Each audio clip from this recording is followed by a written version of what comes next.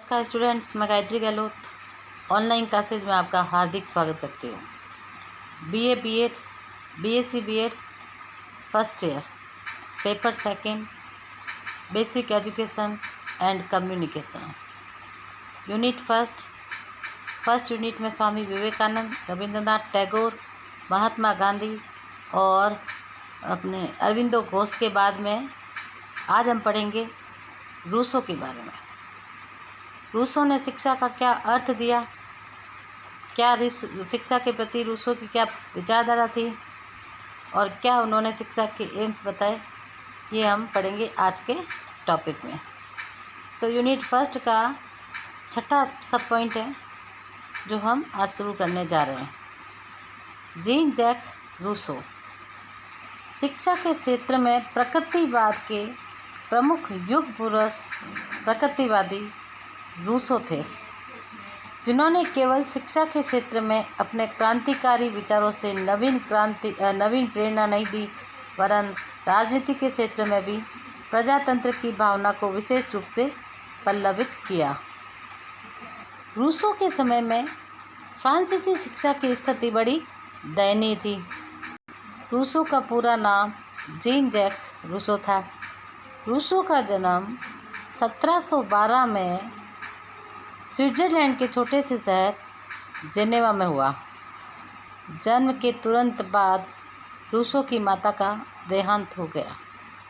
Rousseau की माता का देहांत होने के कारण उनके पालन पोषण का कार्य उनके पिता ने किया। बचपन में जब रूसो की माँ का देहांत हो गया तो वह माँ का प्यार, माँ की डांट, माँ का स्नेह नहीं मिलने के कारण रूसो बचपन में ही बुरी आदतों का शिकार हो गया। रूसो स्विट्जरलैंड के जिनेवा नगर में रहते थे, जहाँ प्रकृति के सौंदर्य का विशेष प्रेमी थे रूसो, क्योंकि रूसो खुद प्रकृतिवादी युग के प्रवर्तक थे। रूसो हमेशा स्कूली शिक्षा के विरोधी थे। समाज में प्राप्त बुराइयाँ तथा शिक्षा की अनुपयोगिता पर उन्होंने 1750 में अपने विचार व्यक्त किए। उन्होंने कहा, बालक को स्कूल में ना भेजकर प्रकृति के रूप में जिस तरीके से वह अपने आप में शिक्षा प्राप्त करे, उसे शिक्षा ग्रहण करनी चाहिए। रूसो ने कहा कि बालक जन्म के समय बहुत पवित्र होता है, लेकिन जन्म के बाद में समाज के हाथों में आकर बालक को समाज वाले लोग या परिवार वाले लोग बालक को गंदा कर देते हैं। यानी जब वो जन्मता है तब बालक पवित्र होता है, लेकिन सामाजिक जंजीरों से बंध कर बच्चा गंदा हो जाता है। रूसो ने कहा कि मुझे इस बात से कोई प्रयोजन नहीं है कि मेरा जो शिष्य है वो सेना, धर्म या न्यायालय में काम करेगा। इससे पहले कि वो माता पिता के व्यवसाय का चयन करे या उस पर विचार करे, प्रकृति चाहती है कि वह मनुष्य बने। उनके अनुसार शिक्षा का उद्देश्य ही आनंद की प्राप्ति है। वह इसी उद्देश्य की प्राप्ति से बालक को जीवित रहने की कला सिखाते हैं। वह कहता है कि इस काल को सीखकर बालक चाहे मजिस्ट्रेट बने, चाहे सिपाही बने, चाहे पादरी बने, सर्वप्रथम वह बनेगा तो मनुष्य ही। और उन्होंने कहा कि मनुष्य को आवश्यकता पड़ने पर सब कुछ होना चाहिए, भाग्य द्वारा उसकी स्थिति को बदलने का प्रयास जो है व्यर्थ होगा, क्योंकि वह सदैव अपनी ही स्थिति में रहेगा। रूसो के अनुसार शिक्षा का उद्देश्य मनुष्यत्व को विकसित करना है। इसी उद्देश्य से उन्होंने दर्शन के आदर्शवादी तत्वों की झलक मिलती है। इस कारण रस्क ने उसे एक महान आदर्शवादी माना है। रूसो ने कहा कि एमिल की आयु को उन्होंने अपने कल्पना में एमिल की आयु को दृष्टिगत रखते हुए शिक्षा के उद्देश्य निम्न प्रकार 4 अवस्थाओं में उन्होंने बांटे। नंबर 1 शैशवावस्था, जो 1 से 5 वर्ष की आयु तक उन्होंने बताया। नंबर 2 बाल्यावस्था, जो रूसो ने कहा 5 से 12 वर्ष तक चलती है। तीसरा उनके अनुसार किशोरावस्था, जो 12 से 15 वर्ष तक चलती है। और फिर बाद में युवावस्था, जो 15 से 20 वर्ष तक होती है। रूसो ने कहा कि शैशवावस्था यानी 1 वर्ष से 5 वर्ष तक बालक को कैसे शिक्षा देनी चाहिए। रूसो स्वस्थ शरीर को नैतिक उत्थान की नींव मानते थे। वह कहते हैं कि माता पिता का कर्तव्य है कि शिशु को हष्ट पुष्ट तथा स्वस्थ बनाने का प्रयास करें। और उन्होंने कहा कि कमज़ोर बालक का मस्तिष्क हमेशा कमज़ोर होता है। दुर्बलता अनेक बुराइयों को जन्म देती है। बालक जितना निर्बल होगा उतना ही दूसरे बालक उस पर शासन करने का प्रयास करेंगे, और जितना स्वस्थ होगा बालक उतना ही अच्छा होगा और अनेक दूसरे जो बालक है उसके आज्ञाकारी बनेंगे। दूसरी जो उन्होंने शिक्षा की अवस्था बताई वह है बाल्यावस्था, जो 5 से 12 वर्ष तक। रूसो ने कहा कि प्रकृति चाहती है कि बालक को हम बालक नहीं समझें, इसके पूर्व कि वह मनुष्य बने। वह बालक को प्रौढ़ व्यक्तियों के समान शिक्षा देना चाहते थे। उन्होंने कहा कि इस आयु में बालक को शारीरिक व्यायाम, अंग प्रत्यंग का विकास, इंद्रिय ज्ञान पर बल देना चाहिए। और रूसो ने कहा आत्मा को इस समय पूर्ण विश्राम देने के पक्ष में रूसो थे। तीसरी उन्होंने जो शिक्षा की अवस्था कही वह है किशोरावस्था, जो 12 से 15 वर्ष तक। इस अवस्था में रूसो ने बालक को शिक्षा का उद्देश्य उसकी बौद्धिक विकास को माना है। उन्होंने कहा कि समाज के योग्य बनाने के लिए सामाजिक, नैतिक तथा धार्मिक शिक्षा बालक को देनी चाहिए। चौथा जो उसने नेक्स्ट बताया अपने शिक्षा का उद्देश्य युवावस्था, जो कि 15 से 20 वर्ष तक चलती है। उस समय उन्होंने एमिल के शरीर, इंद्रिय तथा बुद्धि का विकास हो चुका होता है। रूसो कहते हैं जब 15 से 20 साल का बालक होता है तब उसके शरीर, इंद्रिया तथा उसकी बुद्धि का विकास हो चुका होता है। उसका हृदय जो है भावात्मक विकास के लिए आरंभ होता है।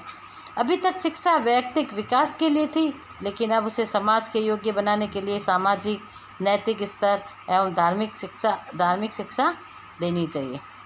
अब एमिल के जो प्राकृतिक मानव के रूप में मामले सामने आते हैं, वह शिक्षा का उद्देश्य जीवित रहने की कला सिखाना, ताकि वह अपने वर्तमान जीवन को सुख से व्यतीत कर सके।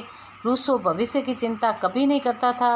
उन्होंने कहा कि माता पिता से कहा कि जीवन जो थोड़ा सा समय प्रकृति के मासूम बालकों को आनंद के लिए दिया गया है वह हम मुझसे क्यों छीनें, उसे प्रकृति पर छोड़ दें। वो प्रकृति से जो सीखेगा वह सही है। बालक नदी तालाबों में नहाए, नदी के किनारे बैठे, तालाबों में उछल कूद करे, पेड़ की टहनियों पर चढ़े, पेड़ की टहनियों से नीचे उतरे, पानी में गोते लगाए, तो हमें उस बालक को रोकना नहीं चाहिए, बल्कि प्रकृति से वह जो सीखता है उसे सीखते रहना चाहिए और उसे प्रकृति की शिक्षा का, इस चीज़ का पूरा आनंद लेना चाहिए। वास्तव में जो शिक्षा का उद्देश्य रूसो ने बताया वो बालक के सुख और जीवन में उसके स्वतंत्रता लाने का प्रयास था। अब रूसो ने कहा कि उनके अनुसार शिक्षा का पाठ्यक्रम क्या होना चाहिए। रूसो ने जिस प्रकार बालक की अवस्थाओं को बांटा, शैशवावस्था से युवावस्था तक, उसी तरीके से उन्होंने पाठ्यक्रम को भी उसी के अनुसार संतप्त किया। उन्होंने कहा कि एमिल जो है, जिनके ऊपर उन्होंने जो कल्पित पाठ्यक्रम जो बताया था वह है जन्म से 5 वर्ष तक, 5 से 12 वर्ष तक, फिर 12 से 15 वर्ष तक और 15 से 20 वर्ष तक, एंड में उन्होंने बताया स्त्री शिक्षा। जन्म से 5 वर्ष की जो शिक्षा है, इस आयु में बालक के शारीरिक विकास पर बल देना चाहिए। इस आयु में बालक के ज्ञानेंद्रियों तथा कर्मेंद्रियों को सबल बनाना चाहिए। इस आयु में बालक को प्रौढ़ नहीं समझना चाहिए और छोटी सी इस आयु में बालक के माता पिता का उसे भरपूर प्यार मिलना चाहिए, क्योंकि खुद रूसो की माता जो है उनके जन्म के जस्ट बाद में माता का देहांत हो गया, तो उन्हें माँ का प्यार कभी मिला नहीं, तो माता पिता के भरपूर प्यार को इस उम्र में देने के लिए पक्ष में थे। उन्होंने कहा इस आयु में शिक्षक के बालक पर अपनी बात को लादे नहीं, उसके ऊपर थोपे नहीं, बल्कि बच्चे को समझने का प्रयास करें। रूसो के अनुसार शिशु की शिक्षा निषेधात्मक होनी चाहिए। बालक में कोई भी बुरी आदत नहीं डालें और उसे उस बुरी आदत से बचाकर रखना चाहिए। अब उन्होंने जो नेक्स्ट आयु बताई पाठ्यक्रम के लिए वह है 5 से 11 वर्ष तक। रूसो ने कहा बाल्यावस्था की ये जो 5 से 12 वर्ष तक की जो आयु है वो बाल्यावस्था शिशु के जीवन की सबसे नाजुक अवस्था होती है। इस उम्र में रूसो बालक के ज्ञानेंद्रियों को सबल बनाने के पक्ष में है। उन्होंने हमेशा ज्ञानेंद्रिय जैसे हाथ, पैर, आँख, नाक तथा जिह्वा इनको शिक्षित करने का पूर्ण रूप से प्रयास करवाया है। उन्होंने कहा कि बालक के प्रत्येक अंग को कसरत करने का अवसर मिलना चाहिए। इस समय तैरना, कूदना, गीतों द्वारा कान, इंद्रियों को चेतनामय बनाना और स्पर्श द्वारा ठंडा तथा गर्म, कठोर तथा कोमल का ज्ञान बालक को कराना ताकि उसके ज्ञानेंद्रियों का सबल विकास हो सके। रूसो के अनुसार बालक को आचरण की शिक्षा तब तक नहीं देनी चाहिए जब तक नैतिकता का आचरण, उसकी श्रेष्ठता क्या होती है, यह बालक स्वयं जान ना ले। बालक को शिक्षा विदेशी भाषा में ना देकर उसे मातृभाषा में उसकी शिक्षा देनी चाहिए। अब नेक्स्ट आयु जो बताई उन्होंने 12 से 15 वर्ष तक। इस आयु में रूसो ने कहा कि इस समय बालक का बौद्धिक विकास जो है उसका समय सबसे पहले है।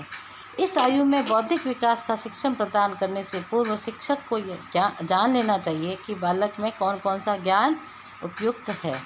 रूसो के अनुसार किशोर की समझ के अनुकूल ही उससे प्रश्न करना चाहिए, उससे सोचने और उसकी सोच को समझना चाहिए। रूसो के अनुसार भूगोल तथा खगोल विज्ञान मानचित्रों की सहायता से न पढ़ाएं, बल्कि इससे बालकों को जब क्योंकि पृथ्वी का ज्ञान गलत मिलता है। यह विषय किशोरों को पर्यटन तथा निरीक्षण के माध्यम से, भ्रमण के माध्यम से ही बच्चों को स्थान दिखाकर उसकी शिक्षा देनी चाहिए। उसे हमेशा श्रम के प्रति जागरूक करना चाहिए। श्रम के महत्व को जानने तथा उसके निर्भर होने के लिए रूसो ने एमिल को काष्ठ कला सीखने की अनुमति दी। इस प्रकार बालक के व्यावसायिक तथा व्यापारिक रूप को ऊंचा उठाने की क्षमता बालक में उत्पन्न करनी चाहिए। रूसो ने कहा कि इस उम्र में बालक को इस आयु में पुस्तकीय ज्ञान नहीं दिया जाना चाहिए। उसे कोई पुस्तक पढ़ने के लिए देनी ही नहीं चाहिए, क्योंकि हमेशा वह स्कूल के विरोधी थे।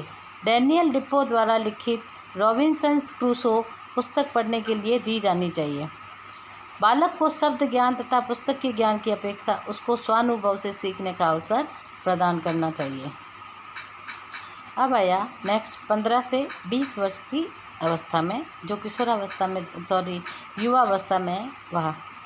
इस समय तक एमिल के शरीर, इंद्रिय तथा बुद्धि का विकास हो चुका होता है। इसलिए नव युवावस्था में उसके हृदय का भावात्मक विकास उत्पन्न होना प्रारंभ होता है। अभी तक उसके लिए निषेधात्मक शिक्षा या निर्बाध को महत्व दिया गया, किंतु अब निश्चयात्मक या निर्देशात्मक शिक्षा का प्रारंभ हो जाता है। इस आयु में व्यक्ति के लिए यौन संबंधी शिक्षा अनिवार्य हो जाती है। इस समय व्यक्ति सामाजिक तथा नैतिक कर्तव्यों के प्रति ज्ञान प्राप्त कर चुका होता है।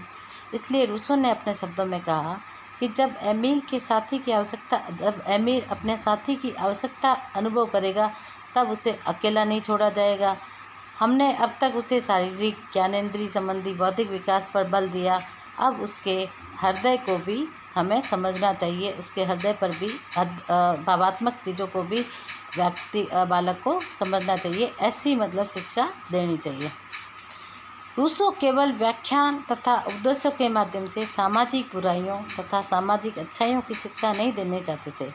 वह चाहते थे कि युवक स्वयं सामाजिक स्थानों पर जाए, देखें और पता करे कि उनमें क्या बुराइयां हैं, कैसे वह समाज के संपर्क में आकर दीन दुखियों तथा गरीबों की सहायता करे और उनके दीन दुखी लोगों को देखकर उसके प्रति करुणा तथा जो दया की भावना उत्पन्न होगी, उससे वह रूसो कठोर हृदय वाला व्यक्ति कभी नहीं समझ सकता। इसीलिए इस बातों को स्वयं उसको जाकर देखना चाहिए। इस काल में बालक का भावात्मक, नैतिक तथा धार्मिक विकास आवश्यक है। इतिहास की शिक्षा भी स्वाभाविक ढंग से इस तरह दे देनी चाहिए। अब आया स्त्री शिक्षा। रूसो का स्त्री शिक्षा के बारे में क्या विचार?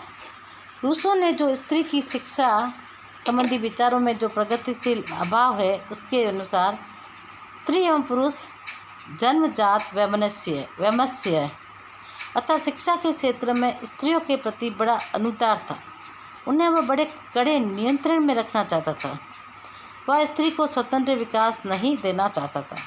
उसके अनुसार स्त्रियों की जो संपूर्ण शिक्षा है वो पुरुषों को प्रसन्न करने, उनके लिए उपयोगी बनने, उनसे प्रेम करने तथा उनके मन बहलाने तथा उनका सम्मान करने तक ही परिसीमित होनी चाहिए।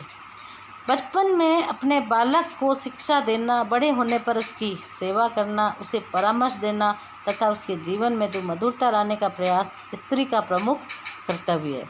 अतएव आरंभ से ही यही शिक्षा दी जानी चाहिए कि स्त्री को कला या विज्ञान सीखने की अपेक्षा पुरुष का अध्ययन सीखना चाहिए। अतएव एमिल की जो पत्नी सोफिया है उसके अनुसार उन्होंने इस प्रकार की शिक्षा के बारे में अपने विचार रखे। शारीरिक शिक्षा, उनका उद्देश्य था कि शिक्षा के सौंदर्य का विकास करना, जिसमें वह पुरुषों की दृष्टि से एक आकर्षक बन सके, उनका प्रेम प्राप्त कर सके और उनके शिशु के उत्पादन हेतु मातृत्व की भावना का उसमें भली प्रकार विकास हो सके। विभिन्न प्रकार की हस्तकलाओं का ज्ञान होना चाहिए। एक स्त्री को सिलाई, कढ़ाई, जड़ाई, चित्रकला तथा उसमें नृत्य और संगीत में उसे निपुण होना चाहिए। उसका पारिवारिक जीवन कैसे सुखी हो, इस प्रकार की हस्तकलाओं का ज्ञान तथा उसे इस चीज़ों को जो आजीविका कमा सके, ऐसा उसमें उसका शिक्षा देनी चाहिए। आज्ञाकारिता को लेकर रूसो ने कहा कि हमेशा पुरुष के विभिन्न कार्यों का सहयोग करके स्त्री किस प्रकार पुरुष की आज्ञाकारी बने, ऐसी शिक्षा स्त्री को देनी चाहिए। उसे घरेलू कामों में कुशल एवं परिश्रमी होना चाहिए। पुरुष के मन का अध्ययन करना चाहिए। विभिन्न प्रकार के भोज्य पदार्थ बनाकर अपने पति को प्रसन्न करे तथा जीवन में उसको सुखद तथा मधुर संबंधों के लिए प्रेरित करें। धार्मिक शिक्षा, प्रत्येक स्त्री को अपनी माता का धर्म अपनाना चाहिए तथा अपनी पत्नी का अपने पति का। रूसो ने स्त्रियों के लिए विशेष रूप से धार्मिक तथा नैतिक शिक्षा का विधान किया है। रूसो ने शिक्षा प्रणाली का अध्ययन करने से स्पष्ट हो जाता है कि पुरुषों के संबंध में पूर्ण स्वतंत्रता का वह पक्षपाती है, किंतु नारी शिक्षा पर जो उन्होंने विचार व्यक्त किए वह अत्यंत संकुचित है। उन्होंने एमिल की शिक्षा में जिन सिद्धांतों की स्थापना की उसका समर्थक सोफी जो यानी नारी की शिक्षा में उन्होंने नहीं किया। रूसो ने अपनी निषेधात्मक शिक्षा के बारे में कहा कि मैं निषेधात्मक शिक्षा उसे कहता हूँ जो ज्ञान देने से पूर्व ज्ञान ग्रहण करने वाले अंगों को दृढ़ पूर्वक बनाती है। निषेधात्मक शिक्षा का तात्पर्य सुस्ती का समय नहीं बल्कि उसके बिल्कुल विपरीत है। यह किसी प्रकार के सद्गुण प्राप्त करने से रही वरन भूलों से बालक को बचाती है। बालक को सत्य की ओर जाने के लिए उसे प्रेरित करती है, जबकि बालक उसे समझ लेने के लिए अवस्था प्राप्त कर लेता है तथा गुणों को ग्रहण करने की प्रेरणा तब तक देती है जब तक बालक अच्छाई तथा बुराई को पहचानने में उसके प्रति प्रेम तो घृणा की क्षमता प्राप्त कर लेता है। रूसो ने हमेशा पुस्तकीय ज्ञान का विरोध किया है। उन्होंने समय बचाने के लिए शिक्षा का निषेध किया और भौतिक ज्ञान की उन्होंने हमेशा अवहेलना की। अब आदतों का बहिष्कार, यानी बालक को किसी भी प्रकार का अपनी किसी एक आदत के प्रति दास नहीं होना चाहिए। कोई भी आदत न डालना उसकी एकमात्र आदत होगी। शिक्षक की आवश्यकता, रूसो ने कहा कि अपने शिष्य को शाब्दिक पाठ न पढ़ाकर उसे यथासंभव क्रिया करके शिक्षा दीजिए। जब क्रिया द्वारा शिक्षण प्राय असंभव हो तभी शब्दों का सहारा लेना चाहिए। प्रचलित मान्यताओं का उन्होंने विरोध किया। प्रत्यक्ष नैतिक सिद्धांतों का उन्होंने अभाव। उन्होंने कहा कि किसी को कष्ट मत दो। सामाजिक संबंधों की उन्होंने हमेशा उपेक्षा की। उन्होंने कहा कि बालक जब जन्म लेता है तब बहुत पवित्र होता है, लेकिन सांसारिक दुनिया में जब वह आता है तो सामाजिक जंजालों में बहकर बालक जो है गंदा हो जाता है। और शारीरिक शिक्षा, शारीरिक शिक्षा के संबंध में निर्बाध शिक्षा का तात्पर्य यही है कि बालक स्वतंत्र रूप से खेले, विचार करे, कार्य करे, हमेशा सादा भोजन करें, बालक हमेशा साधारण कपड़े पहने या स्वास्थ्य संबंधी कृत्रिम उपचार का पक्षपाती नहीं है। वह चाहता है कि बालक को खुली वायु में विचरण करके ज्ञानेंद्रियों का विकसित होने का अवसर प्राप्त हो। रूसो ने कहा कि बालक को प्रकृति पर छोड़ देना चाहिए। प्रकृति से प्रदत्त वह शिक्षा जिस प्रकार से प्राप्त करता है उससे बालक का सर्वांगीण विकास होगा। स्वस्थ शरीर स्वस्थ मन बालक को प्रकृति से खेलकर ही मिलेगा। इसीलिए छोटा बालक हो तो भी उसको नदियों में स्नान करने, गोते लगाने, तालाब में गोते लगाने, पेड़ की टहनियों पर लटकने के लिए, कूदने के लिए, उछल कूद करने के लिए उसे छोड़ देना चाहिए, ताकि बालक स्वयं उससे प्रकृति से प्रदत्त जो शिक्षा को प्राप्त करेगा वही शिक्षा उसके लिए उपयोगी जीवन भर होगी। इस प्रकार स्टूडेंट्स हमने पढ़ा रूसो का शिक्षा दर्शन, जिसमें एमिल जो रूसो की शिक्षा बुक का नाम है एमिल, जिन्होंने काल्पनिक एक व्यक्ति है जिसको नाम दिया उन्होंने एमिल, और नारी शिक्षा एमिल की काल्पनिक पत्नी सोफी को लेकर। उन्होंने शिक्षा को 4 भागों में बांटा, शैशवावस्था, बाल्यावस्था, किशोरावस्था तथा युवावस्था। उसके बाद में 1 से 5, 5 से 12, 12 से 15 और 15 से 20 वर्ष तक की अलग अलग आयु में जो अलग अलग अवस्था में जो बच्चों की आयु बताया, उसके अनुसार उन्होंने पाठ्यक्रम का निर्धारण किया। रूसो ने निषेधात्मक शिक्षा के बारे में बताया। स्त्री की शिक्षा के बारे में वो हमेशा विरोधी थे।